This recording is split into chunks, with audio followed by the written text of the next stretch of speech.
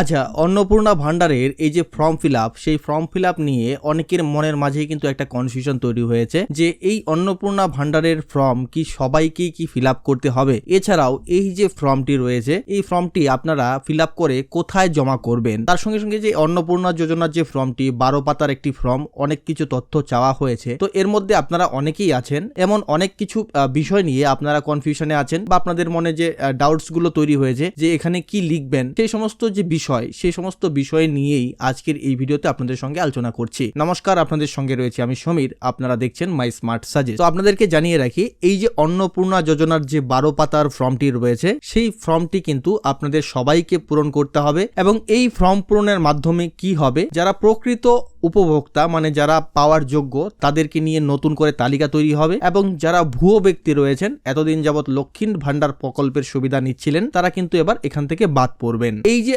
অন্নপূর্ণা যোজনার যে form fill up, সেই ফর্ম ফিল আপ কিন্তু আজকের থেকে শুরু হয়ে গেছে। তো এই আগামী 2 তারিখের মধ্যে যারা যারা ফর্ম ফিল আপ করবেন এবং জমা করবেন এবং যাদের ভেরিফাই এবং অ্যাপ্রুভ হয়ে যাবে, তারা কিন্তু 3 তারিখে অন্নপূর্ণা যোজনার যে 3000 টাকা, সেই 3000 টাকা পাবেন। এবং যারা ফর্ম ফিল আপ করতে পারবেন না বা ফর্ম ফিল আপ যাদের হবে না, তারা কিন্তু পরবর্তী 90 দিনের মধ্যে তারা ফর্ম ফিল আপ করতে পারবেন এবং 30 দিনের যে একটা স্পেশাল ড্রাইভ থাকবে, সেই স্পেশাল ড্রাইভের মাধ্যমে কিন্তু যে সরকারি আধিকারিকরা সেই ফর্ম নিয়ে কিন্তু আপনাদের এলাকায় গিয়ে, আপনাদের বাড়ি গিয়ে এবং সেই ফর্ম ফিল আপ করানোর যে ব্যবস্থাটা, সেটা কিন্তু তারা করবে। অতএব এই ক্ষেত্রে আপনাদের কোনো তাড়াহুড়ো করার প্রয়োজন নেই। তবে যতদিন না পর্যন্ত এই অন্নপূর্ণা ভান্ডার প্রকল্পের ফর্মের যাচাই বাছাই এবং ভেরিফিকেশন সম্পূর্ণ হচ্ছে, ততদিন পর্যন্ত যে লক্ষ্মীর ভান্ডার প্রকল্পটি ছিল, সেই প্রকল্পটি কিন্তু চালু থাকবে এবং যারা লক্ষ্মীর ভান্ডারের টাকা পেতেন, তারা কিন্তু লক্ষ্মীর ভান্ডারের টাকা পেতে থাকবেন। এবং সেই ব্যক্তি যখন অন্নপূর্ণা ভান্ডারের জন্য অ্যাপ্রুভ হয়ে যাবেন এবং তিনি অন্নপূর্ণা ভান্ডারে অ্যাপ্রুভ হয়ে গেলে, তখন লক্ষ্মীর ভান্ডার থেকে তার নামটা বাদ হয়ে তিনি অন্নপূর্ণা ভান্ডারের জন্য অ্যাপ্রুভ হয়ে যাবেন এবং তিনি তখন থেকে প্রতি মাসে 3000 টাকা করে পাবেন। তো এই যে 12 পাতার অ্যাপ্লিকেশন ফর্ম প্রকাশ করা হয়েছে, সেখানে অনেক কিছু তথ্য চাওয়া হয়েছে। তো এই ফর্ম ফিল আপ করতে গিয়ে অনেকেই অনেক কনফিউশনে রয়েছেন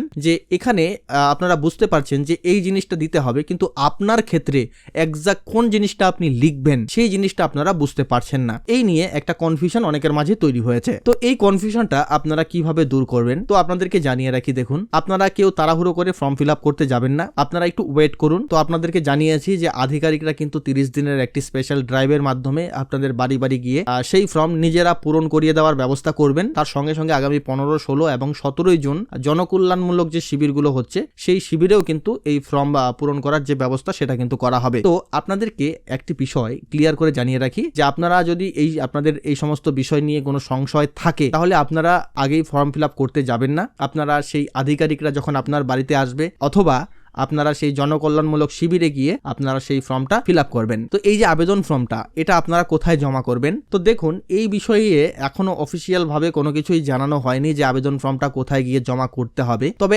আমার যতটুকু ধারণা, এই ফর্মটা আপনাদের পৌরসভা অফিস কিংবা গ্রাম পঞ্চায়েত কিংবা বিডিও অফিসে আপনারা জমা করতে পারবেন হয়তো, কিন্তু সেটা এখনো জানানো হয়নি। তো যখন জানানো হবে, তো আমিও আপনাদেরকে জানিয়ে দেব। তো এইটুকুই আজকের ভিডিওতে আপনাদেরকে জানানো ছিল। আশা করছি ভিডিওটি ভালো লেগেছে। ভালো লাগলে অবশ্যই লাইক করুন এবং শেয়ার করে অন্যকে দেখার সুযোগ করে দিন। ধন্যবাদ।